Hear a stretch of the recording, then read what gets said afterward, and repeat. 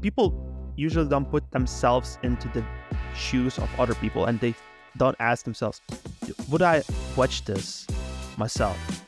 And usually the answer is no. So if the answer is no, at least make content that is... Hi friends, Philip here. Before we start, can I just say that some of the feedback we've received so far has been really awesome and really encouraging. And for a startup podcast like ours, it's really great to hear.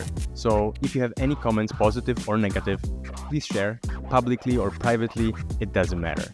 It's really encouraging and we want to improve. I want to improve. So let us know what you think and hopefully we'll continue growing, although maybe not as fast as our guest today. Today I'm talking with Karolis. He exploded on Instagram to 160,000 followers in mere months. He's selling thousands of dollars worth of product every single month. And he's great at copywriting. His email sequences are killer. And there is one advice that you could boil this whole conversation down to, and it's copy what already works. Okay, there is a little bit more to it than that. Let's dive in.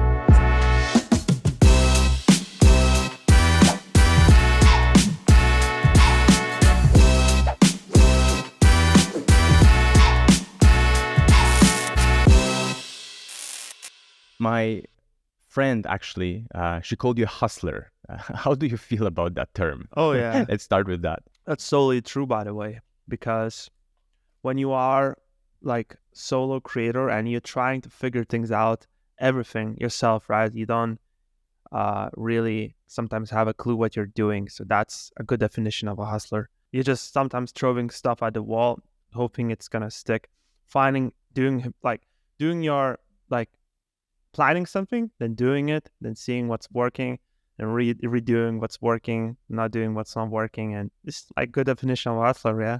Yeah, but what do you focus on? Like people I interview usually fall into two buckets. One bucket are people who are creators first, and then business sort of comes along or the opportunities arise.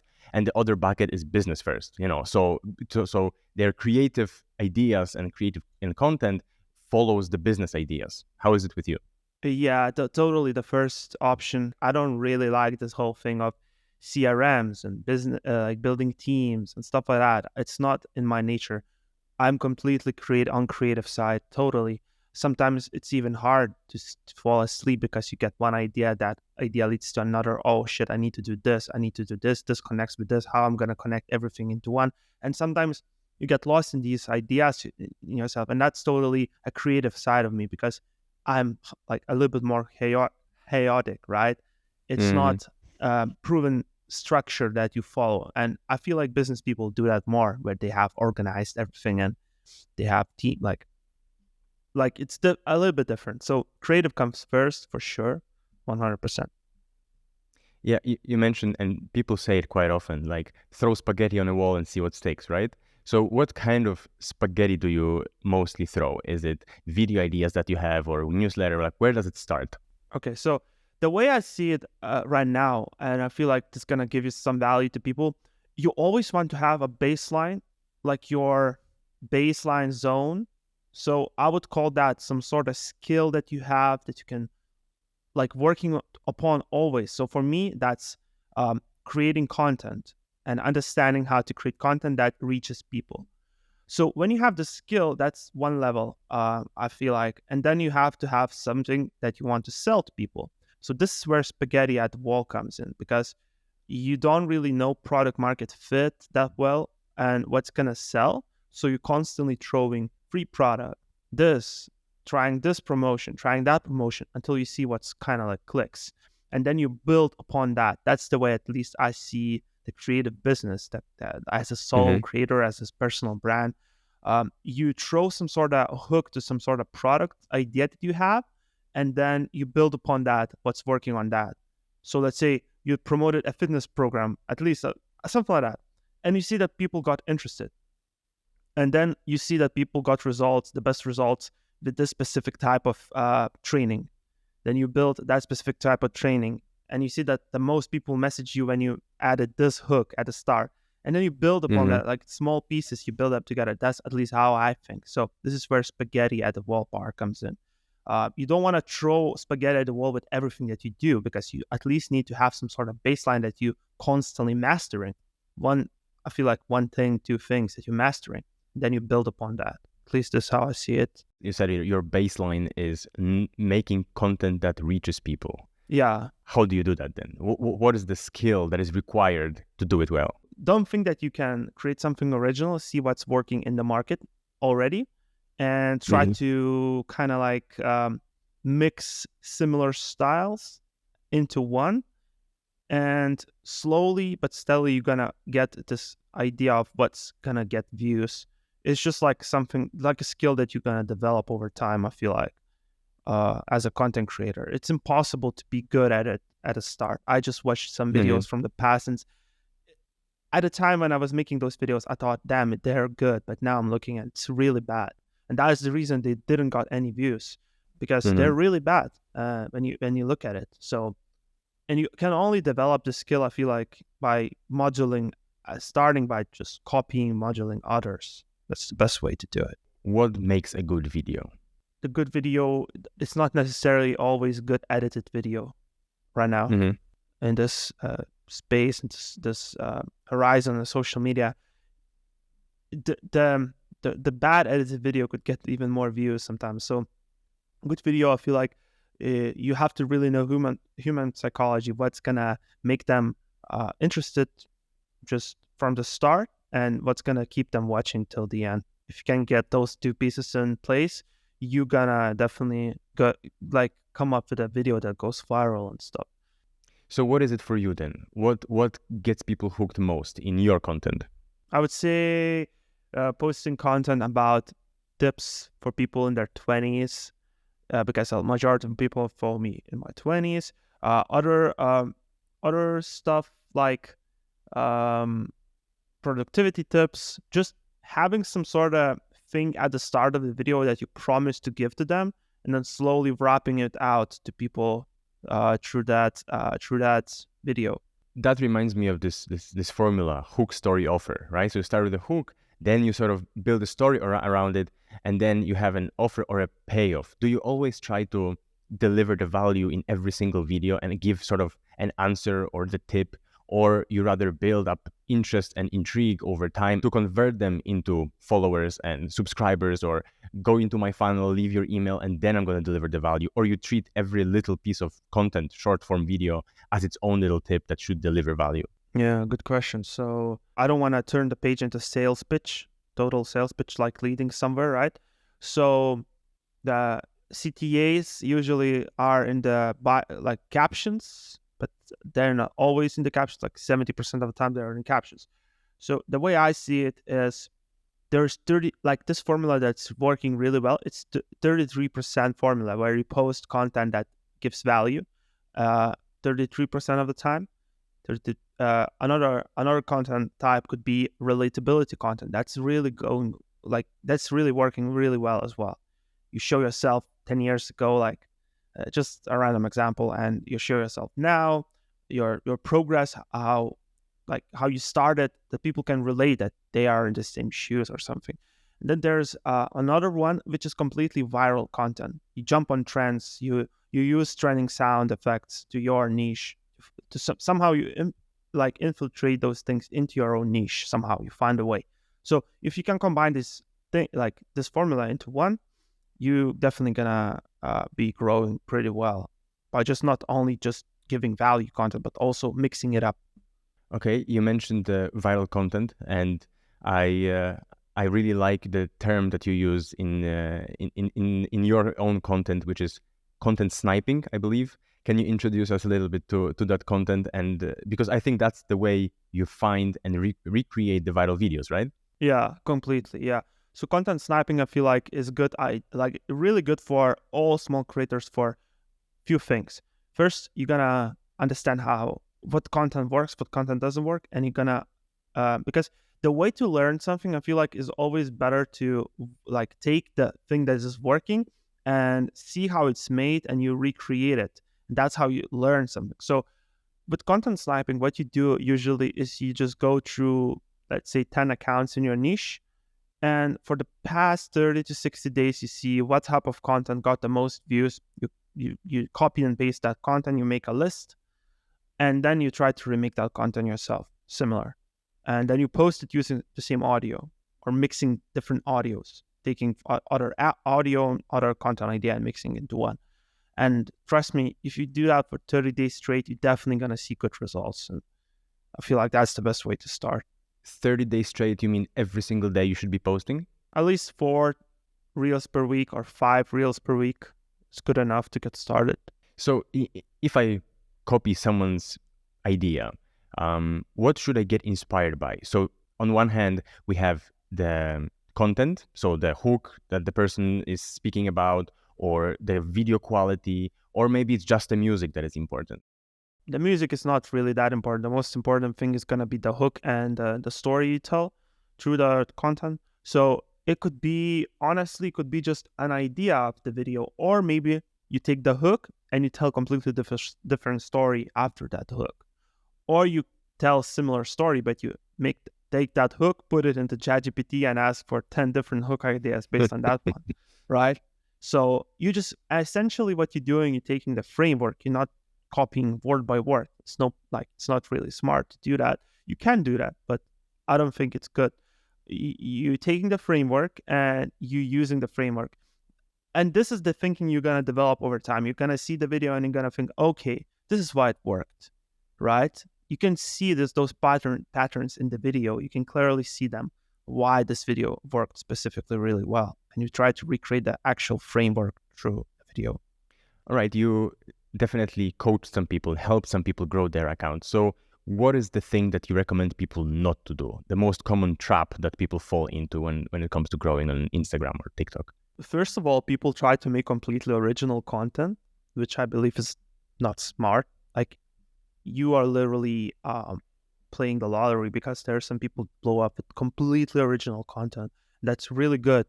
And that's your end goal should be to be completely original, not completely original creator, but somehow build some sort of moat around yourself. But yeah, when people start without any knowledge about how to make content, how to edit, how to create content, and then they try to make original content, it's a disaster because it looks bad and there's no proven, it's not proven content is working in the market and nobody cares. People usually don't put themselves into the shoes of other people and they don't ask themselves, would I watch this myself? And usually the answer is no.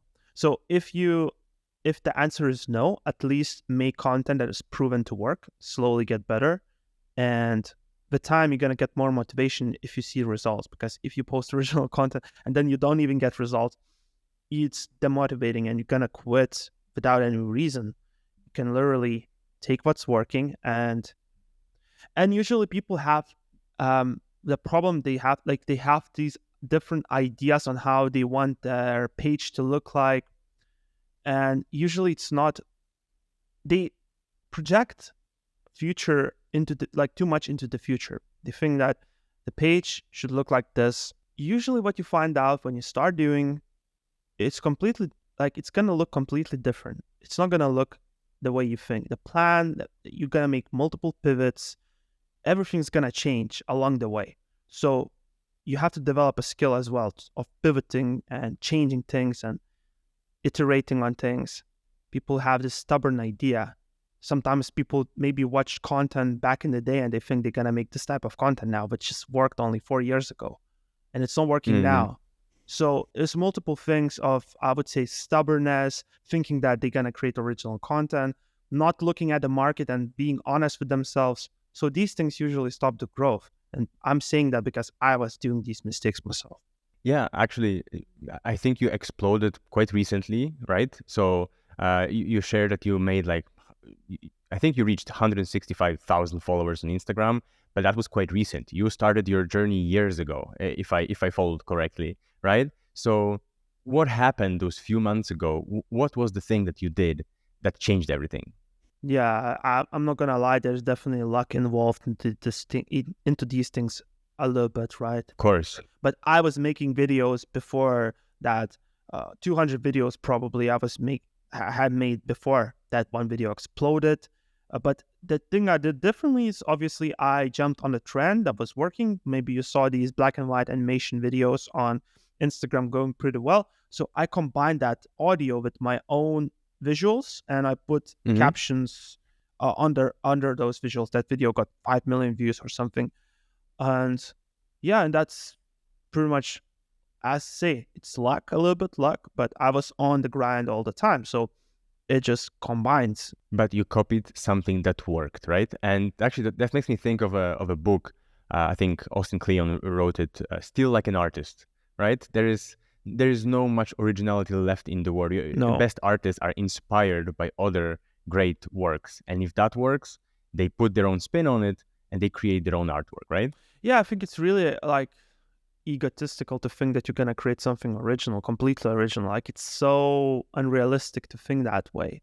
And you're going to, like, if you have this thinking, you're going to always be like starving artists most of the time. Because if you look at a great artist right now, they always, like music artists, they just add on. It's constantly iterating and adding on what's worked in the future, mixing with something that's worked in the present. And you come up with, it's actually originality as well. Like, it's not that you're just completely ripping off everybody, but you're mixing things, I would say, into one thing. We talked about copying others. What about copying yourself? So I noticed that if one reel or one type of reel, one framework of a reel works, that gets reused. So even in your own account, you have a reel that work, and then a few weeks or months later, you try it again and again, and usually it actually keeps working. So how often do you do it, and how important it is to keep at it if it works? Yeah. So if you look at yourself, your own behavior, if the artist changes his style, you're probably gonna stop listening to it. For example, he drops a new album, completely random album, like it's not the same. So the way I see it, you can get, if you got an idea that's worked, for example, 5 best investments to make in your 20s. We're stopping you to making different videos titled 7 best investments to make in your 20s, 4 investments not to make in your 20s. You can take that one idea and make multiple variations of it. So that's one thing you can do. Businesses do that all the time. Is the same thing. When they get the product that is working, they constantly make similar products, launch similar products, or constantly upgrade that one product with some new stuff. Do you have any system or the way that you remix your content, or you're asking ChatGPT of remix this content for me and give me 7 other ideas? Yeah, you can ask that, but for example, I have a system where I see which content worked, and I take that and I just think myself what else I can make. And I'm not like, the system I have is not to think too many ideas into the future, rather than think about the idea the day. I don't actually make content upfront. I don't do that, because the way I view that content, a week later, I don't want to post it. It looks old to me. So I only make content for the day, and I can come up with idea out of one video that worked pretty well, just like that, because I've been doing this for a while. But yeah, if you got a video that's worked, remake it all the time. Like, just keep remaking that video.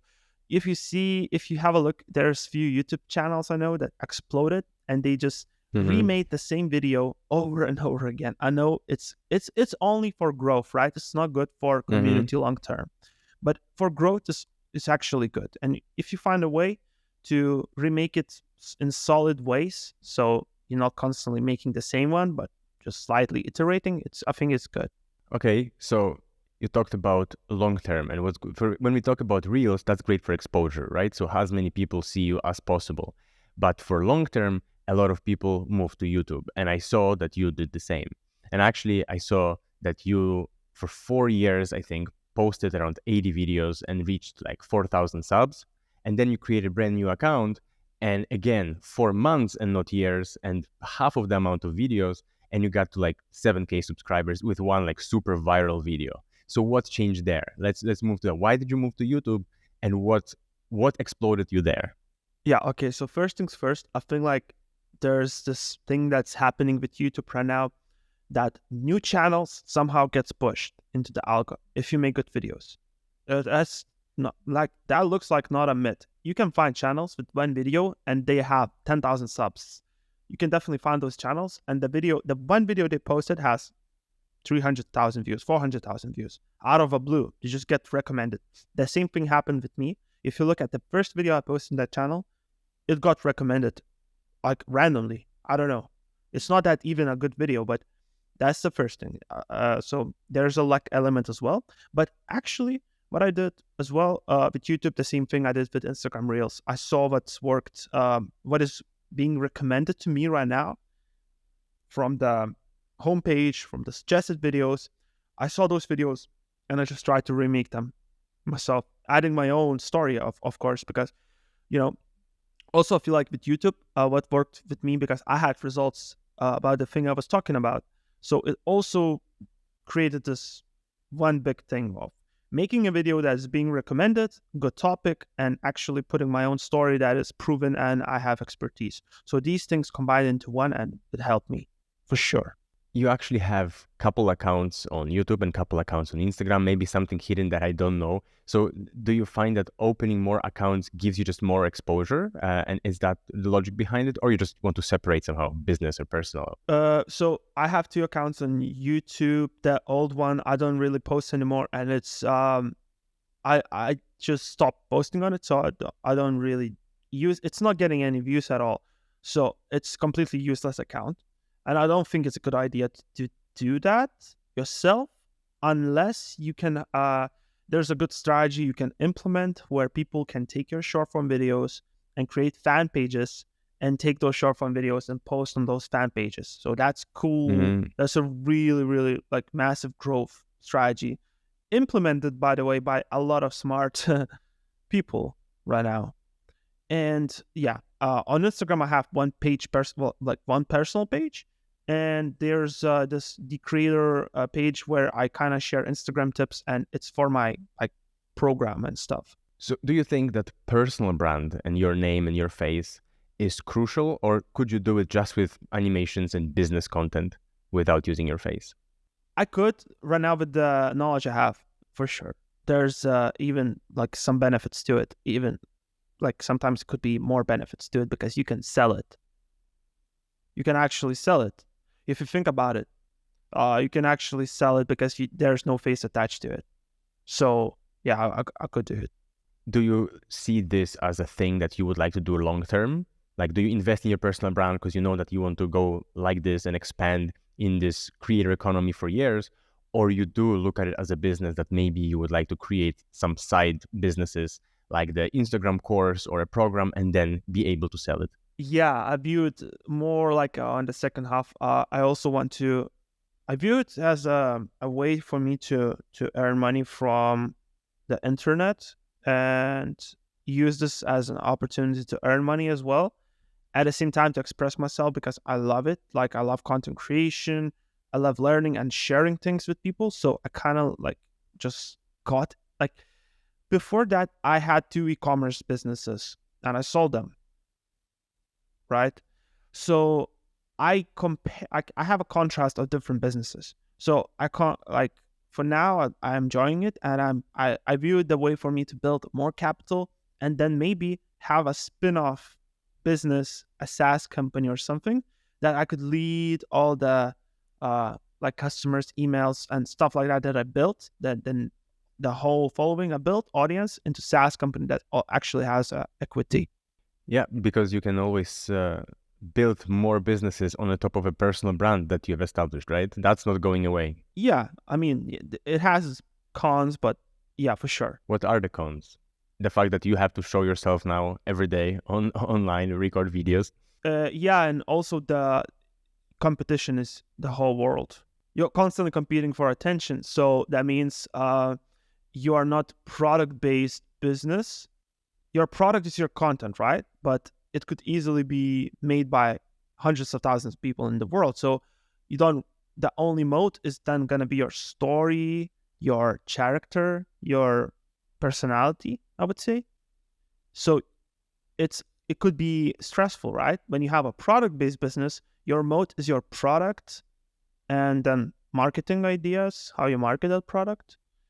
And yeah, That's it. There's a good analogy. When you are a personal brand business, like the whole structure of the business, you are the business. So if you are removed from it for at least a week, your business value goes down. But when you have a product-based business just without a face and everything like that, actually you can, you can outsource a lot of stuff, and you don't need to show yourself constantly to get sales. Yeah. All right. So let's talk about the business part now, because we actually met through Twitter DMs. You cold messaged me after seeing my content. And you did it on Twitter when you don't have that much following, but you did do outreach. And I presume you do a lot of outreach through Twitter like that. So how do you see Twitter versus other platforms? I see Twitter as like a main engine for your content ideas. That's a really good platform for you to come up with content ideas for YouTube, and then those ideas could be distributed to Instagram Reels and TikToks. So you post something on Twitter, it gets good amount of engagement. You then know it's a good idea to write a newsletter, to make a YouTube video, and to post a short form content. So that's the first thing. It's your ideas laboratory or something, I would say. Mm-hmm. Again, Twitter is an amazing place for making these types of connections like we have right now. You don't really find people like that on Instagram. Twitter has a lot of CEOs, like a lot of startup founders and stuff like that. I feel like Twitter is one of the strongest platforms for you to build a personal brand. It's just that the growth is going to be much slower, but it's much more worth it. If you look at people on Twitter with 100K followers and they're selling something, they usually are making a lot of money compared to people on Instagram with 100K could even not be making any money. Okay, so I want to ask about this pyramid, this content hub and the idea laboratory and where it goes next for you. So you are on almost every platform that I've seen, and I want to know, how do you plan it and how do you think about it? So we know now that you start on Twitter with idea laboratory and checking what works. What comes after that? Yeah, so let's say you post a tweet on Twitter about some subject, I don't know, and it got good amount of engagement. You then can take that idea and build upon and take it and turn it into long form video, expand on that idea. The Danko does this really well. I don't know if you know him. He does the same thing, right? He writes, the good writings gets turned into newsletters. The newsletters gets turned into YouTube videos. Then those writings as well gets turned into his animations on Instagram and TikTok probably. That's the way to go, I feel like, for personal brands. That's a really cool way to test your ideas, to know what's gonna work. Essentially, if it's working on Twitter, it's gonna work in the long form and the short form. How does your business look like in terms of, let's say, inbound leads and outbound leads? So you have inbound, meaning people see you and they see your content and they see your growth program and they sign up, versus people that you provide your services, which are editing services, and you outreach to them and try to get cold leads into your pipeline. I don't do that anymore, but outreach, I only work with clients that I have got in the past, and they bring me referrals now. So that's thing sorted. So I don't do that. I'm not trying to grow that business. I'm just doing it for extra cash flow, and I have this pretty like boutique service side of things. But when it comes down to selling the program, I have newsletter, and I have, so the system goes like this. People come from the content to newsletter or a free product, and then through email and through the free product, they get introduced to the paid product. That's it. I think received more than a dozen emails from you since I downloaded your awesome freebie. How do you look at email marketing, and especially the welcome sequence? How important it is and how much business it generates for you? And how do you make a very well designed welcome sequence? Just sign up for somebody else's, for your competitor, and see their welcome sequence, and take that welcome sequence, the framework of it, of course, and make your own. If you can't hire copywriters and stuff, just be resourceful. Just think about see your biggest competitor, people that are in similar niches. Just, it's out there. Are you open to sharing how much money you made and where the money came from, like through which channels and which, yeah? Can you break it down for us a little bit? Yeah, sure. So this year, when it started, everything started growing. I launched free product about Instagram, how to grow Instagram, how to create content, how I edit videos and stuff like that, my presets, this whole bundle. And then I the free product didn't have presets and stuff. So, and paid product had all that bundle, the presets, the growth, like 67 lessons in total. Mm-hmm. So what I did, I constantly promoted the free product, and then I upsold to the paid product at the end of that free product. And till this day, with my just course business, did about 60 grand in revenue. And that's basically by now passive, right? You don't have any cohort courses or live calls with people. That's just the course. I have a Discord community where I do page reviews, so people can submit their pages. I review their pages, give them opinions on how they can grow them, what they can change and stuff. And also I do live streams. Live streams has been not that consistent right now, but when I settle in the new place, I'm gonna be doing more live streams there. Are those relationships that you build there, do they ever go into something more in terms of business opportunities, or this is basically just a support channel? Just a support channel, and yeah, I got some people for business opportunities as well there. So yeah, it's kind of mixed, but mostly is for support and for people that buy the course. All right, let's do my favorite segment that I throw in the middle, which is the quickfire round. All right, so some quick questions and please quick answers. One word, maybe one sentence tops. All right. All right. It's nothing too challenging. All right, so first one, team player or lone wolf? Which one are you? Lone wolf. Take risks or carefully calculate? There's no middle in this. No. Yeah, then take risk. Take risk for sure. Mobile or desktop? Desktop. Who inspires you most?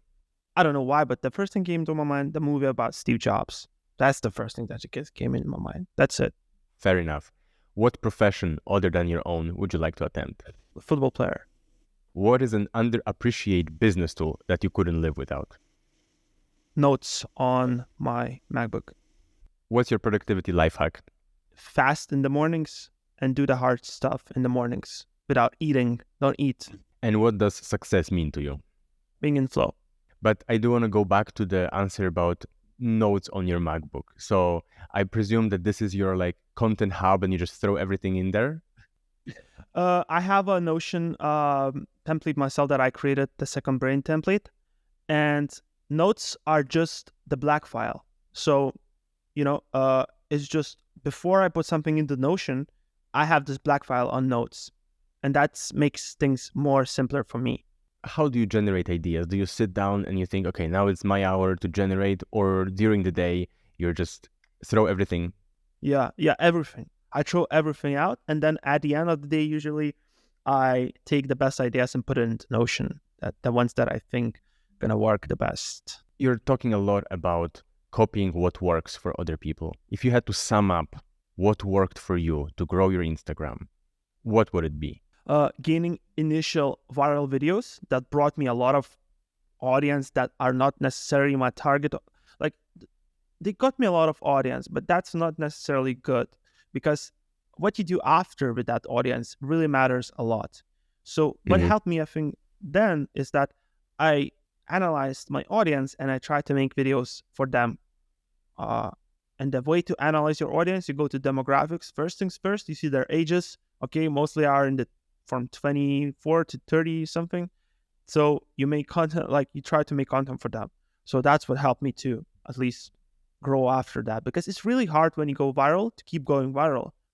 Do you know, if you can track it, if your sales or even downloads of the free product, do they come mostly thanks to the viral videos, or maybe they just bring a lot of following, but the money and the downloads actually come from other videos equally or maybe even more?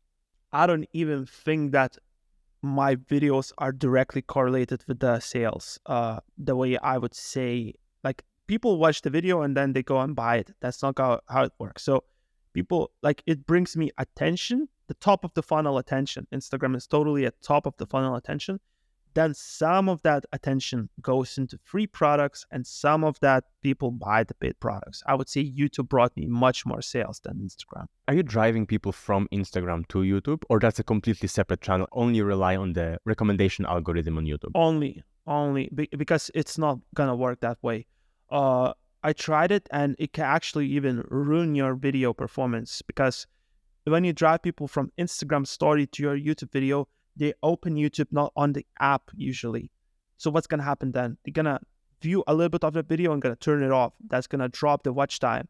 And YouTube watch time is really important. The way to grow YouTube channel, the best way is only through that channel.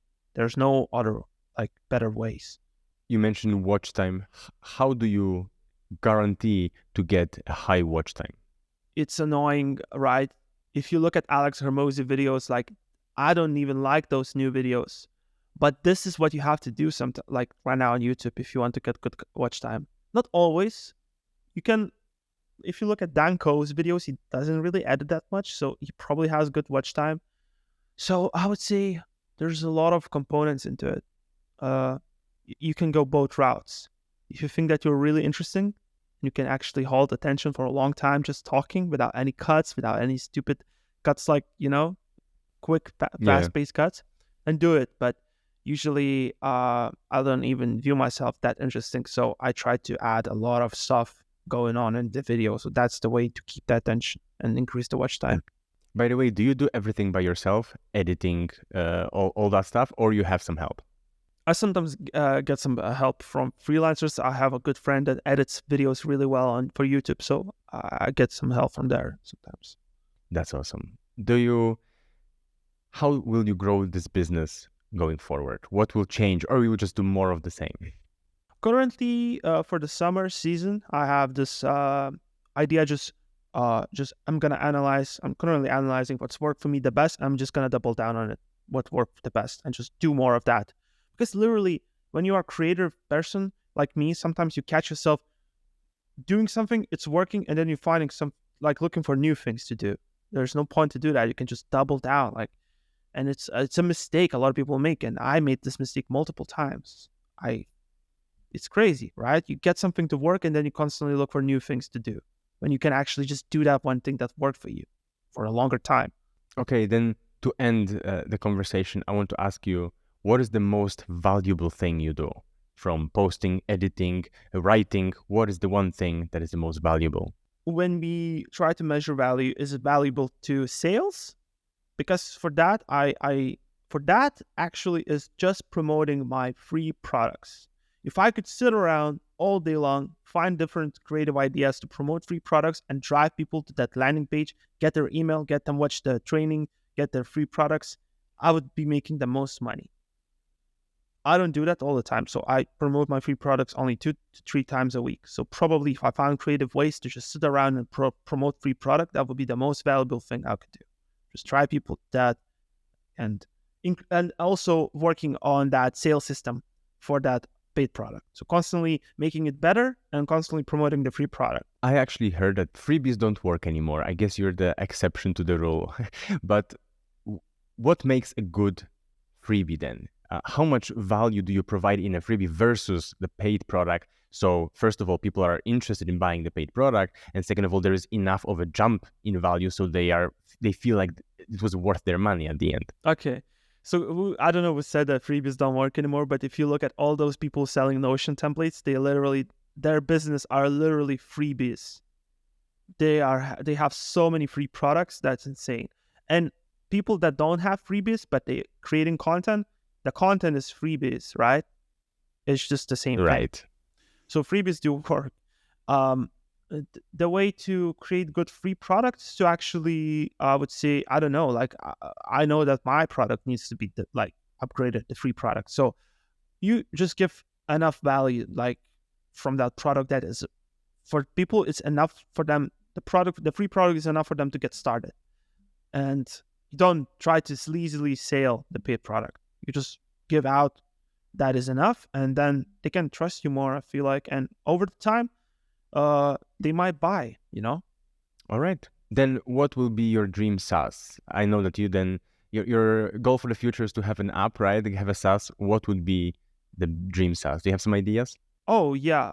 So I completely use the same framework for SaaS that most of the time it's not gonna be something that like crazy enjoyable thing, because SaaS, I feel like SaaS business is usually just a complete problem solving business. So the dream SaaS is gonna be whatever it's required for my audience, whatever is required for the market. I don't really care.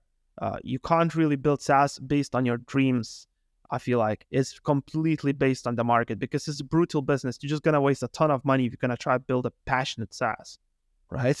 You're just gonna waste so much money. It's much better to go to casino, I feel like, if you're gonna be just building a passionate, dreamy SaaS business. It's not that type of a business.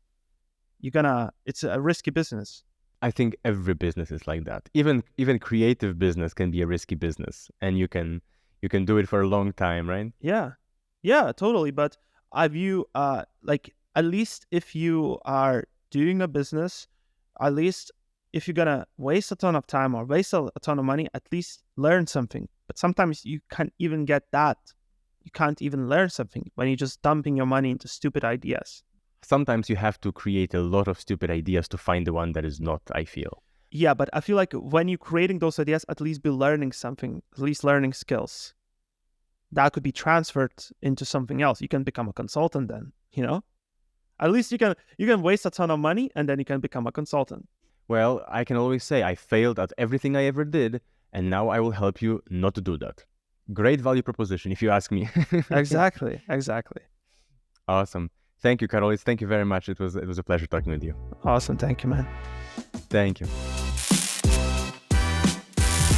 So listen, you're not gonna reinvent the wheel. If your goal is to grow on social media, make money online, and have your own career 2.0, then focus. Focus on things that already work, but don't forget to add your own amazing personality to it.